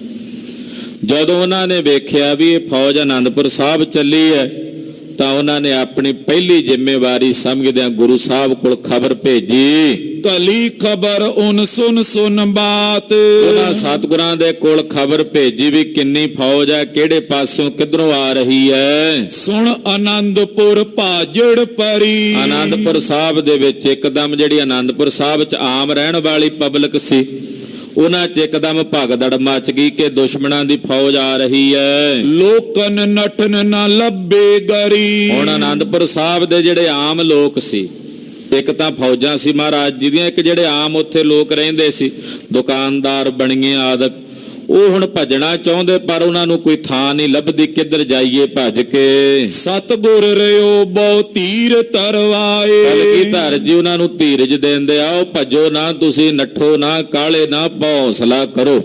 ਸਤਿਗੁਰੂ ਜੀ ਉਹਨਾਂ ਨੂੰ ਧੀਰਜ ਦਿੰਦੇ ਹਨ। ਕਰੂ ਗੋ ਸਤਿਗੁਰ ਆਨ ਸਹਾਏ। ਸਤਿਗੁਰੂ ਜੀ ਤੁਹਾਡੀ ਸਹਾਇਤਾ ਕਰਨਗੇ, ਗੁਰੂ ਨਾਨਕ ਸਾਹਿਬ ਤੁਹਾਡੀ ਸਹਾਇਤਾ ਕਰਨਗੇ। ਏਦਾਂ ਹੌਸਲਾ ਨਾ ਢਾਓ, ਏਦਾਂ ਕਾਲੇ ਪੈ ਕੇ ਭੱਜੋ ਨਾ। ਅਨ ਪੁੱਛੇ ਲੋਕ ਭਜਨ ਪਏ। ਮਹਾਰਾਜ ਜੀ ਤੋਂ ਬਿਨਾਂ ਪੁੱਛਿਆ ਕਈ ਲੋਕ ਉਥੋਂ ਭੱਜਣ ਦੀ ਤਿਆਰੀ ਕਰਕੇ ਚੱਲ ਪਏ। ਨਾਹੀਂ ਗੁਰੂ ਜੀ ਆਖੇ ਰਹੇ। ਉਹ ਸਤਿਗੁਰਾਂ ਦੇ ਆਖੇ ਨਹੀਂ ਲੱਗੇ, ਚੋਰੀ ਛਿਪੇ ਆਨੰਦਪੁਰ ਸਾਹਿਬ ਤੋਂ ਭੱਜ ਕੇ ਜਾਣ ਲੱਗੇ ਕਈ। ਸਤਿਗੁਰ ਕਹਿਓ ਤੁਮ ਦ੍ਰਿੜਤਾ ਧਾਰੋ। ਆਖਿਆ ਫਿਰ ਹੌਸਲਾ ਦਿੰਦੇ ਆਓ, ਪੱਕੇ ਰਹੋ, ਕੱਚੇ ਪਿਲਿਓ, ਢਿੱਲ ਮੱਠ ਨਾ ਕਰੋ, ਹਿਰਦੇ 'ਚ ਪਰਪੱਕਤਾ ਧਾਰਨ ਕਰੋ। ਕਰਤਾਰ ਆਏ ਹਮ ਕਰੋਗੋ ਸਹਾਰੋ। ਕਰਤਾਰ ਸਾਡੀ ਸਹਾਇਤਾ ਕਰੇਗਾ ਕਿਉਂਕਿ ਇਹ ਪੰਥ ਕਰਤਾਰ ਦਾ ਹੈ। ਆਈ ਚੋਂ ਤਰਫੋਂ ਹੋਏ। ਤੇ ਕਹਿੰਦੇ ਉਧਰੋਂ ਦੁਸ਼ਮਣਾਂ ਦੀ ਫੌਜ ਆਈ ਚਤਰਫੋਂ ਹੋ ਗਈ। ਚਾਰੇ ਪਾਸੋਂ ਦੁਸ਼ਮਣਾਂ ਦੀ ਫੌਜ ਨੇ ਘੇਰੇ ਪਾ ਲਏ। ਡਾਢ ਸਕੇ ਕਰ ਨਨੇ ਕੋਏ। ਕਹਿੰਦੇ ਜਿਹੜਾ ਡਾਢਾ ਸਾਹਿਬ ਹੈ ਨਾ, ਭਾਵੇਂ ਜਿੰਨੀ ਮਰਜ਼ੀ ਫੌਜ ਆ ਜਾਏ, ਜੋ ਡਾਢਾ ਰਾਖਾ ਬਣ ਜੇ ਤੇ ਫਿਰ ਇਹ ਕੁਝ ਨਹੀਂ ਵਿਗਾੜ ਸਕਦੇ। ਡੋਗਰੇ ਰਾਜੇ ਬਾਈ ਆਏ। ਪਰ ਦੁਸ਼ਮਣਾਂ ਦੀ ਫੌਜ ਬਹੁਤ ਜ਼ਿਆਦਾ ਸੀ। ਕਹਿੰਦੇ ਜਿੰਨੇ ਡੋਗਰੇ ਰਾਜੇ ਸੀ ਪਹਾੜੀਏ, ਇਹ 22 ਧਾਰਾਂ ਦੇ ਰਾਜੇ ਆਏ। ਜਲੰਧਰੀਏ ਤੋਂ 22 ਧਾਰੇ। ਜਿਹੜੇ ਜਲੰਧਰ ਦੀ ਰਿਆਸਤ ਦੇ ਅਧੀਨ 7 ਧਾਰਾਵਾਂ ਸਨ ਉਹ ਵੀ ਆਏ। ਦੋਹਰਾ ਸਰਹੰਦੀ ਓ ਮਲੇਰੀਅਨ ਲਿਓ ਰੋਪੜ ਦਰੇ ਰੁਕਾਏ। ਇਹਨਾਂ ਨੇ ਲਹਿੰਦੇ ਵਾਲਾ ਪਾਸਾ ਆ ਕੇ ਘੇਰ ਲਿਆ। ਇਧਰ ਸਰਹੰਦੀ ਸੂਬੇਦਾਰ ਨੇ ਤੇ ਮਲੇਰੀਏ ਪਠਾਣਾ ਨੇ। ਇਹਨਾਂ ਨੇ ਰੋਪੜ ਵਾਲੇ ਪਾਸੋਂ ਅੱਗੋਂ ਆ ਕੇ ਰਸਤਾ ਰੋਕਿਆ। ਦੁਆਬੋ ਰੋਕਿਓ ਲਾਹੌਰੀਅਨ ਪਰਬਤੀਅਨ ਪਰਬਤ ਥਾਈ। ਜਿਹੜਾ ਦੁਆਬੇ ਦਾ ਇਲਾਕਾ ਸੀ ਉਧਰੋਂ ਦੁਆਬੇ ਦੇ ਇਲਾਕੇ ਨੂੰ ਰੋਕਣ ਲਈ ਪਰਲੇ ਪਾਸਿਓਂ ਆਨੰਦਪੁਰ ਸਾਹਿਬ ਤੋਂ ਜਿਹੜੇ ਲਾਹੌਰੀ ਸੂਬੇਦਾਰ ਦੀ ਫੌਜ ਸੀ ਉਹ ਆ ਗਈ। ਇਧਰੋਂ ਪਹਾੜੀਏ ਇੱਕ ਪਾਸੋਂ ਪਹਾੜ ਵਾਲਾ ਰਾਹ ਰੋਕ ਕੇ ਏਦਾਂ ਚਾਰੇ ਪਾਸਿਓਂ ਘੇਰਾ ਬੰਦੀਆਂ ਕਰ ਲਈਆਂ। ਚੌਪਈ 4 ਔਰ ਉਨ ਘੇਰਾ ਲਾਇਓ। ਆਨੰਦਪੁਰ ਸਾਹਿਬ ਨੂੰ ਚਾਰੇ ਪਾਸਿਓਂ ਏਦਾਂ ਘੇਰਾਬੰਦੀ ਕੀਤੀ ਨਾ ਮਲੇਛਾਂ ਨੇ। ਅੰਨ ਕਾਸ ਕਛ ਬੜਨ ਨ ਨਾ ਪਾਇਓ। ਅੰਦਰ ਅੰਨ ਜਾਣ ਦਿੰਦੇ ਨੇ, ਨਾ ਘੋੜਿਆਂ ਲਈ ਘਾਹ ਪੱਠਾ ਜਾਣ ਦਿੰਦੇ ਨੇ। ਲੋਕਨ ਕੋ ਬੋ ਔਖੀ ਪਈ। ਹੁਣ ਜਿਹੜੇ ਅੰਦਰ ਆਮ ਲੋਕ ਵੀ ਰਹਿੰਦੇ ਸੀ ਆਨੰਦਪੁਰ ਸਾਹਿਬ ਚ, ਉਹਨਾਂ ਲਈ ਔਖਿਆਈ ਹੋਈ। ਲੋਕਨ ਤਬ ਨਠਨ ਕੀ ਠਈ। ਹੁਣ ਆਨੰਦਪੁਰ ਸਾਹਿਬ ਚ ਬਹੁਤੇ ਜਿਹੜੇ ਲੋਕ ਦੁਕਾਨਦਾਰ ਆਦ ਸਨ, ਉਹਨਾਂ ਨੇ ਨੱਠਣ ਦੀ ਤਿਆਰੀ ਕੀਤੀ। ਤਬ ਸਤਿਗੁਰ ਇਮ ਲੋਕਨ ਕਈ। ਸਤਿਗੁਰੂ ਜੀ ਨੇ ਉਹਨਾਂ ਨੂੰ ਸੰਬੋਧਨ ਕਰਕੇ ਕਿਹਾ, ਤੁਮ ਨੱਠੇ ਬਚਤੇ ਅਬ ਨਹੀਂ। ਮਹਾਰਾਜ ਜੀ ਕਹਿੰਦੇ ਜੇ ਨੱਠ ਕੇ ਜਾਓਗੇ ਵੀ ਤੇ ਤਾਂ ਵੀ ਬਚਣ ਨਹੀਂ ਲੱਗੇ। ਬਾਹਰ ਦੁਸ਼ਮਣ ਦੀ ਫੌਜ ਆ, ਅੰਦਰ ਤਾਂ ਬਚੇ ਰਹੋਗੇ, ਪਰ ਬਾਹਰ ਉਹਨਾਂ ਨੇ ਤੁਹਾਨੂੰ ਨਹੀਂ ਛੱਡਣਾ ਜੇ ਜਾਓਗੇ। ਕੋਈ ਬਿਦ ਦੇ ਭਗਵੰਤ ਬਣਾਏ। ਹੌਸਲਾ ਕਰਕੇ ਬੈਠੇ ਰਹੋ, ਕੁਝ ਸਮੇਂ ਦੀ ਗੱਲ ਹੈ, ਪਰਮੇਸ਼ਰ ਨੇ ਕੋਈ ਨਾ ਕੋਈ ਵਿਧੀ ਆਪੇ ਬਣਾ ਦੇਣੀ ਹੈ। ਜਲਤੀ ਅਗਨ ਬਰਖਾ ਬਰਖਾਏ। ਕਹਿੰਦੇ ਜੀ ਇੱਥੇ ਹੁਣ ਕੀ ਵਿਧੀ ਬਣਨੀ ਹੈ ਭਲਾ? ਮਹਾਰਾਜ ਜੀ ਕਹਿੰਦੇ ਪਰਮੇਸ਼ਰ ਪਤਾ ਕੀ ਕਰਦਾ, ਜਦੋਂ ਜੰਗਲ ਦੀ ਅੱਗ ਬੇਕਾਬੂ ਹੋ ਜਾਂਦੀ ਹੈ ਨਾ, ਵੀ ਬੁਝਾਇਆ ਬੁਝਦੀ ਨਹੀਂ, ਤੇ ਉਸ ਬਲਦੀ ਅੱਗ ਨੂੰ ਬੁਝਾਉਣ ਲਈ ਰੱਬ ਮੀਂਹ ਪਾ ਦਿੰਦਾ ਹੈ। ਇਹ ਨਹੀਂ ਪਤਾ ਵੀ ਉਹਨੇ ਕੀ ਕਰ ਦੇਣਾ, ਬਲਦੀ ਨੂੰ ਬੁਝਾਉਣ ਲਈ ਮੀਂਹ ਪਾ ਦਿੰਦਾ ਤੇ ਅੱਗ ਬੁਝ ਜਾਂਦੀ ਹੈ। ਇਸ ਕਰਕੇ ਹੌਸਲਾ ਕਰਕੇ ਬੈਠੇ ਰਹੋ, ਪਰਮੇਸ਼ਰ ਕੋਈ ਨਾ ਕੋਈ ਵਿਧੀ ਆਪੇ ਬਣਾ ਦੇਗਾ। ਸਿੰਘ ਹੈ ਹਮ ਸੰਗ 4000। 4000 ਤਕਰੀਬਨ ਸਿੰਘ ਸੀ ਮਹਾਰਾਜ ਜੀ ਦੇ ਨਾਲ। ਸਕੇ ਨ ਪਰ ਹਮ ਪੈ ਲੱਖ 4। ਮਹਾਰਾਜ ਜੀ ਕਹਿੰਦੇ ਭਾਵੇਂ 4 ਲੱਖ ਆ ਜਾਣ, 4000 ਸਾਡੇ ਸਿੰਘ ਇਹਨਾਂ 4 ਲੱਖ ਦੇ ਉੱਤੇ ਭਾਰੂ ਪੈਣਗੇ। ਹੋਵੋਗੋ ਉਨਕੋ ਜਾਨ ਪਿਆਰੀ। ਉਹਨਾਂ ਨੂੰ ਆਪਣੀਆਂ ਜਾਨਾਂ ਪਿਆਰੀਆਂ ਨੇ, ਜਿਹੜੇ ਆ ਬਾਹਰ ਲੜਨ ਆਏ ਨੇ ਦੁਸ਼ਮਣ। ਹਮ ਪਰ ਸਕੇ ਨਿਕਰਨੇ ਵਾਰੀ। ਤੇ ਸਾਡੇ ਜਿੰਨੇ ਸਿੰਘ ਨੇ ਇਹ ਜਾਨਾਂ ਪਿਆਰੀਆਂ ਕਰਕੇ ਨਹੀਂ ਲੜਦੇ, ਇਹ ਤਾਂ ਜਾਨਾਂ ਤਲੀਆਂ ਤੇ ਧਰ ਕੇ ਲੜਨ ਵਾਲੇ ਯੋਧੇ ਨੇ। ਤੋ ਲੋਕਨ ਮਾਤਾ ਸਮਝਾਈ। ਮਹਾਰਾਜ ਜੀ ਰੋਕਦੇ, ਉਹਨਾਂ ਵਿੱਚੋਂ ਕੁਝ ਮਸੰਦ ਸੀ ਜਾਂ ਹੋਰ ਜਿਹੜੇ ਲੋਕ, ਉਹ ਮਾਤਾ ਜੀ ਨੂੰ ਆ ਕੇ ਕਹਿੰਦੇ, ਤੂੰ ਰਾਜਨ ਸਿਉ ਲੋ ਗੱਲ ਬਣਾਈ। ਮਾਤਾ ਜੀ ਗੁਰੂ ਜੀ ਤਾਂ ਨਹੀਂ ਮੰਨਦੇ, ਤੁਸੀਂ ਇਹਨਾਂ ਰਾਜਿਆਂ ਨਾਲ ਕੋਈ ਗੱਲਬਾਤ ਕਰੋ, ਇਹਨਾਂ ਨਾਲ ਸੰਧੀ ਕਰੋ। ਸਤਿਗੁਰ ਸੁਨ ਕਈ ਪਰਬਤੀ ਦਗੇਦਾਰ। ਮਾਤਾ ਜੀ ਨੇ ਜਦੋਂ ਸਤਿਗੁਰਾਂ ਨੂੰ ਕਿਹਾ ਤੇ ਸਤਿਗੁਰਾਂ ਆਖਿਆ, ਮਾਤਾ ਜੀ ਇਹ ਪਹਾੜੀਏ ਦਗੇਬਾਜ਼ ਨੇ, ਇਹ ਭਰੋਸੇਯੋਗ ਨਹੀਂ ਹਨ। ਸੋ ਲੇਵੇਂਗੇ ਲੁੱਟ ਤੋਏ ਮਾਰ। ਜੇ ਤੁਸੀਂ ਜਾਓਗੇ ਵੀ ਨਾ ਇਹਨਾਂ ਤੇ ਭਰੋਸਾ ਕਰਕੇ, ਤੁਹਾਨੂੰ ਲੁੱਟਣਗੇ ਤੇ ਮਾਰਨਗੇ। ਦੋਹਰਾ ਇਹ ਦਗੇਦਾਰ ਹੈ ਆਦ ਕੇ, ਇਨ ਪਰ ਮਤ ਪਤੀ ਆਏ। ਇਹ ਪਹਾੜੀਏ ਦਗੇਬਾਜ਼ ਨੇ ਮੁੱਢ ਤੋਂ ਹੀ, ਇਹਨਾਂ ਤੇ ਭਰੋਸਾ ਨਾ ਕਰੋ ਮਾਤਾ ਜੀ।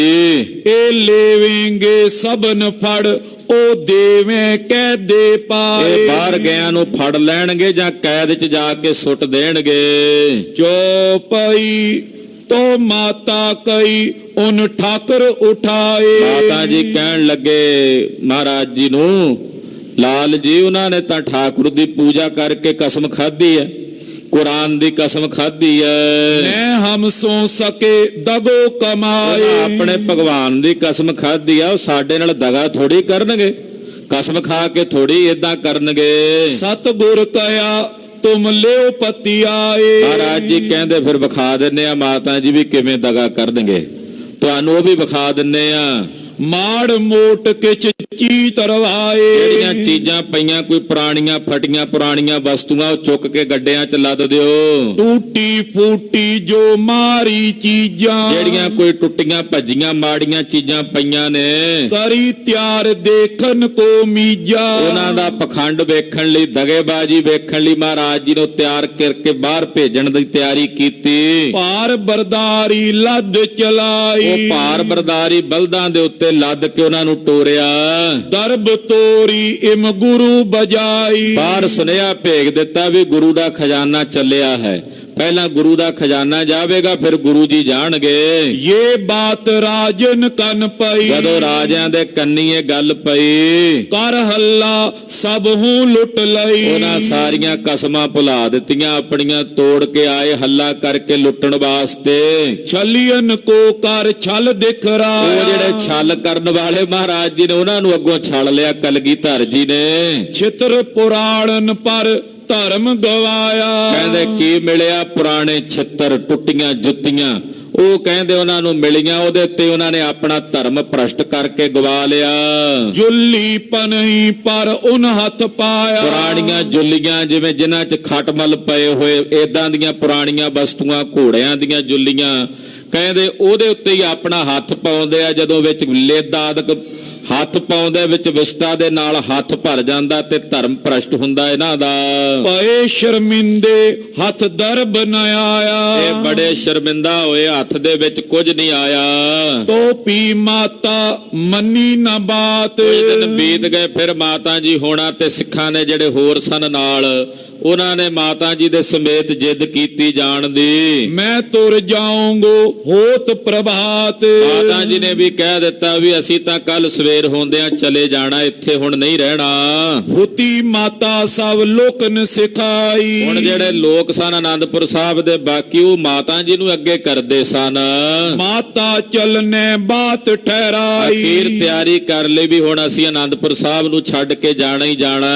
ਮਾਤਾ ਤੇ ਇਮ ਲੋਕ ਨੇ ਅਖਵਾਈ। ਮਾਤਾ ਜੀ ਕੋਲੋਂ ਵੀ ਇਹ ਗੱਲ ਗੁਰੂ ਸਾਹਿਬ ਨੂੰ ਕਹਾ ਦਿੱਤੀ। ਹਮ ਕੋ ਲੈ ਚੱਲ ਮੋਹਰੇ ਲਾਈ। ਇਹ ਮਾਤਾ ਜੀ ਨੂੰ ਇਹਨਾਂ ਨੇ ਕਿਹਾ ਕਿ ਮਾਤਾ ਜੀ ਸਾਨੂੰ ਤੁਸੀਂ ਮੂਹਰੇ ਲਾ ਕੇ ਲੈ ਕੇ ਚੱਲੋ। ਸੋ ਬਾਤ ਸਤਿਗੁਰ ਸੁਨ ਪਾਈ। ਕਲਗੀਧਰ ਜੀ ਨੂੰ ਜਦੋਂ ਇਸ ਗੱਲ ਦਾ ਪਤਾ ਲੱਗਾ ਵੀ ਨਾ ਤਿਆਰੀ ਕਰ ਲਈ, ਹੁਣ ਜਾਣਾ ਹੀ ਜਾਣਾ, ਮਨ ਮਦ ਸਤਿਗੁਰ ਇਮ ਠਹਿਰਾਈ। ਸਤਿਗੁਰੂ ਜੀ ਨੇ ਮਨ 'ਚ ਵਿਚਾਰ ਕੀਤੀ। ਕਲਗੀਧਰ ਜੀ ਨੇ ਸੋਚਿਆ ਨਠੇ ਬਚੇਗਾ ਕੋ ਨਾਹੀ। ਇਹ ਜਦੋਂ ਇੱਥੋਂ ਨੱਠਣ ਭੱਜਣਗੇ ਨਾ, ਚੋਂ ਬਚਣਾ ਨਹੀਂ ਹੈ ਕਿਸੇ ਨੇ। ਮਹਾਰਾਜ ਜੀ ਜਾਣਦੇ ਸਨ ਕਿ ਇਹਨਾਂ ਦਾ ਵੱਡਾ ਨੁਕਸਾਨ ਹੋਵੇਗਾ ਜਦੋਂ ਜਾਣਗੇ। ਹਮ ਉਪਰ ਜਗ ਕਵਤ ਕਰਾਏ। ਫਿਰ ਉਹ ਗੱਲ ਸਾਡੇ ਤੇ ਆਵੇਗੀ ਵੀ ਗੁਰੂ ਜੀ ਨੇ ਇਹਨਾਂ ਨੂੰ ਰੱਖਿਆ ਨਹੀਂ, ਬਚਾਇਆ ਨਹੀਂ, ਫਿਰ ਗੱਲ ਸਾਡੇ ਤੇ ਆਉਣੀ ਹੈ। ਕਹਾਂ ਕਰੇ ਗੁਰ ਮਨੇ ਨਵਾਏ। ਹੁਣ ਗੁਰੂ ਕੀ ਕਰੇ ਜੇ ਸਿੱਖ ਮੰਨਣ ਹੀ ਨਾ। ਗੁਰੂ ਵੀ ਤਾਂ ਹੀ ਕੁਝ ਕਰ ਸਕਦਾ ਜੇ ਸਿੱਖ ਮੰਨਣਗੇ। ਚਾਰ ਔਰ ਲੋਕ ਨੱਠਣ ਜਾਏ। ਉਹਨੇ ਚਾਰੇ ਪਾਸੇ ਨੱਠਣ ਨੂੰ ਫਿਰਦੇ, ਇਹਨਾਂ ਦਾ ਨੁਕਸਾਨ ਹੋਣਾ।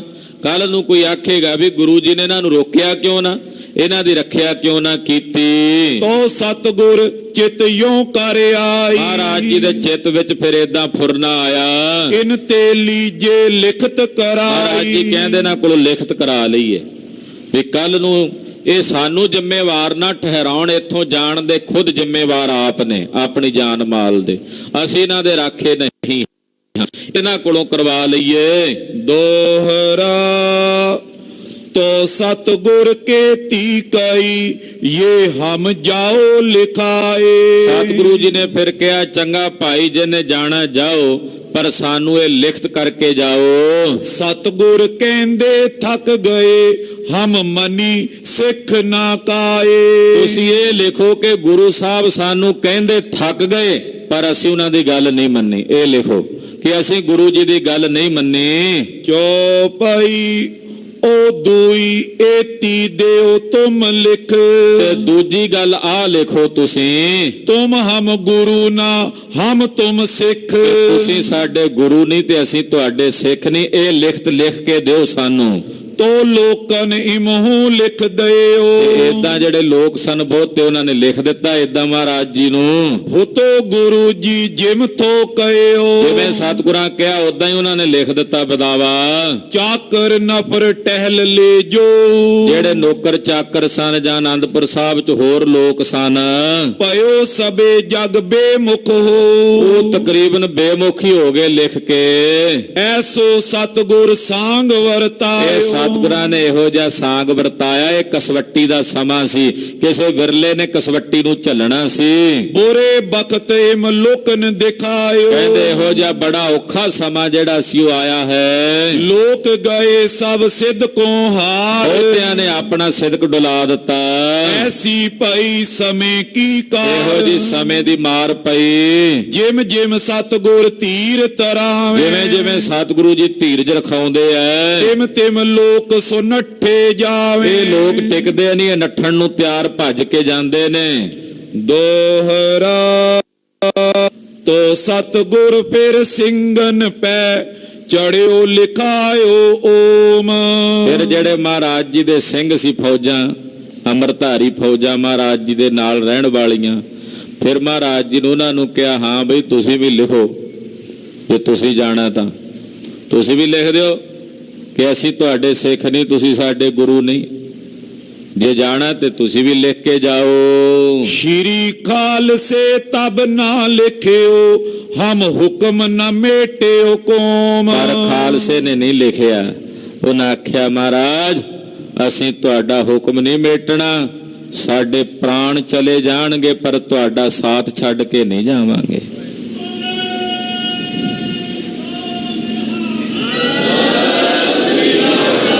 ਖਾਲਸੇ ਨੇ ਬਦਾਵਾ ਨਹੀਂ ਲਿਖਿਆ। ਜਿਹੜੇ ਉੱਥੇ ਆਮ ਲੋਕ ਸੀ ਨਾ ਆਨੰਦਪੁਰ ਸਾਹਿਬ, ਉਹਨਾਂ ਨੇ ਲਿਖਿਆ ਵੀ ਅਸੀਂ ਨਹੀਂ ਤੁਹਾਡੇ ਸਿੱਖ। ਜਿਹੜਾ ਖਾਲਸਾ ਸੀ ਉਹ ਤਾਂ ਚਮਕੌਰ ਦੀ ਗੜੀ ਤਾਈਂ ਸਾਹਿਬ ਦੇ ਨਾਲ ਆਇਆ ਤੇ ਵਕਤੇ ਉੱਤੇ ਲੜ ਕੇ ਉਹਨਾਂ ਨੇ ਸ਼ਹਾਦਤ ਦਾ ਜਾਮ ਪ੍ਰਾਪਤ ਕੀਤਾ।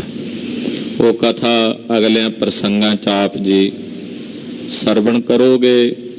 ਗੁਰੂ ਪੰਥ ਦਾ, ਗੁਰੂ ਕਲਗੀਧਰ ਜੀ ਦਾ ਪਵਿੱਤਰ ਇਤਿਹਾਸ ਕਥਨ ਕਰਦਿਆਂ ਹੋਈਆਂ ਭੁੱਲਾਂ ਚੁੱਕਾਂ ਦੀ ਖਿਮਾ। ਦਿਨ ਦੁਨੀ ਦਾ ਪਾਤਸ਼ਾਹ, ਦਿਨ ਦੁਨੀ ਦਾ ਪਾਤਸ਼ਾਹ, ਦੀਨ ਦੁਨੀ ਦਾ ਪਾਤਸ਼ਾਹ, ਦੀਨ ਦੁਨੀ ਦਾ ਪਾਤਸ਼ਾਹ, ਦਿਨ ਦੁਨੀ ਦਾ ਪਾਤਸ਼ਾਹ, ਦਿਨ ਦੁਨੀ ਦਾ ਪਾਤਸ਼ਾਹ, ਦੀਨ ਦੁਨੀ ਦਾ ਪਾਤਸ਼ਾਹ, ਦੀਨ ਦੁਨੀ ਦਾ ਪਾਤਸ਼ਾਹ। ਪਾਤਸ਼ਾਹ ਪਾਤਸ਼ਾਹ ਅਡੋਲਾ, ਪਾਤਸ਼ਾਹ ਪਾਤਸ਼ਾਹ ਅਡੋਲਾ, ਪਾਤਸ਼ਾਹ ਪਾਤਸ਼ਾਹ ਅਡੋਲਾ, ਪਾਤਸ਼ਾਹ ਪਾਤਸ਼ਾਹ ਅਡੋਲਾ, ਪਾਤਸ਼ਾਹ ਪਾਤਸ਼ਾਹ ਅਡੋਲਾ, ਪਾਤਸ਼ਾਹ ਪਾਤਸ਼ਾਹ ਅਡੋਲਾ, ਪਾਤਸ਼ਾਹ ਪਾਤਸ਼ਾਹ ਅਡੋਲਾ, ਪਾਤਸ਼ਾਹ ਪਾਤਸ਼ਾਹ ਅਡੋਲਾ। ਵਾਹਿਗੁਰੂ ਵਾਹਿਗੁਰੂ, ਵਾਹਿਗੁਰੂ ਵਾਹਿਗੁਰੂ, ਵਾਹਿਗੁਰੂ ਵਾਹਿਗੁਰੂ।